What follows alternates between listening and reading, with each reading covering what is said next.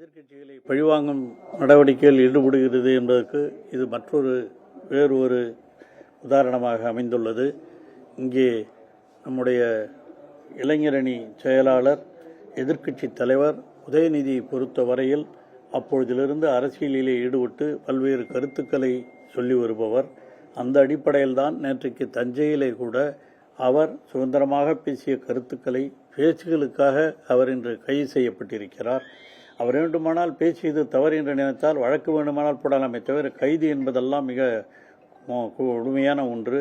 எனக்கும் கடந்த காலங்களிலே இது போன்ற நிகழ்வுகளால் நடைபெற்றிருப்பது என்னுடைய நினைவிற்கு இப்பொழுது வருகிறது. அந்த அடிப்படையில்தான் மிகு உதயநிதி அவர்கள் நிச்சயமாக இது போன்ற வழக்குகளுக்கெல்லாம் கண்டு அஞ்சுபவர் அல்ல. அவர் எதையும் சமாளிக்கும் திறமை பெற்றவர், கொள்கை பிடிப்பு உள்ளவர். ஆகவே அவர் இதை உரிய வகையிலே சந்திப்பார். இதற்கு தளபதி அவரும் இது போன்ற பல்வேறு வழக்குகளை, பொய் வழக்குகளை எல்லாம் சந்தித்து, இங்கே திராவிட முன்னேற்றக் கழகத்திலே இருக்கிற பலர் இது போன்ற வழக்குகளை எல்லாம் சந்தித்தவர்கள்தான். அதே நடைமுறையை இன்று ஆட்சியிலே இருக்கிற தவேகாவும் பின்பற்றுவது மிகவும் கண்டனத்திற்குரியது.